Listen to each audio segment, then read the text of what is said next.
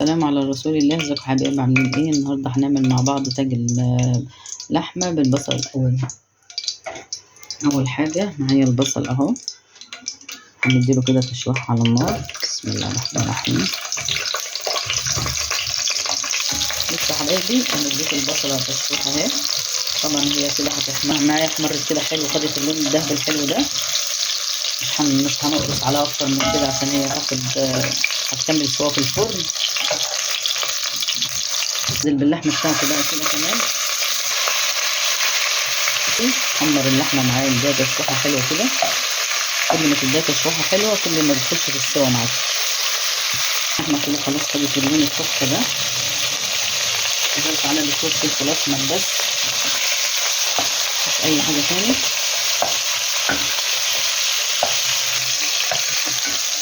بصوا حبايبي انا ما عملتش اي حاجه غير حطيت اللحمه البصل اول ما تحت، وده قرن فلفل شطه اللي بيحب، اللي مش بيحب يحط فلفل بارد عادي، اللي مش بيحب خلاص ما يحطش. ودي طماطمايه يدوب عملتها كده شرايح بس عشان تديها لون ايه مع اللون البني، ما تبقاش بني محروق قوي.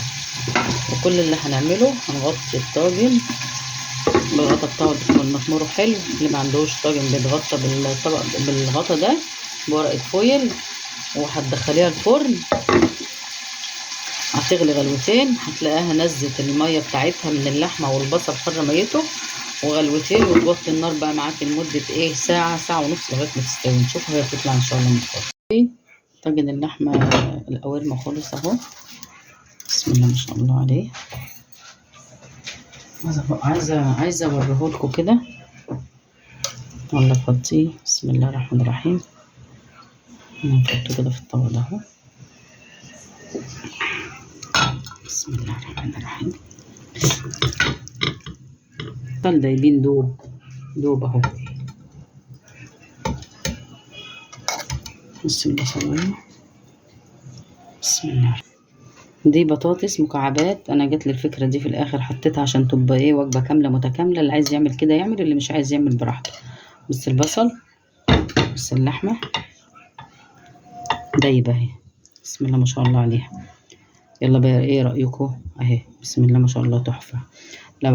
لو عجبكم الفيديو بتاعي او عجبتكم الوصفه بتاعتي، ما تنسوش تعملوا لايك وشير، واللي مشتركش يشترك في قناتي. وما تنسوش يا جماعه الاعجاب، وتكتبوا لي ايه رايكم في التعليقات، ولا فيديو اخر ان شاء الله.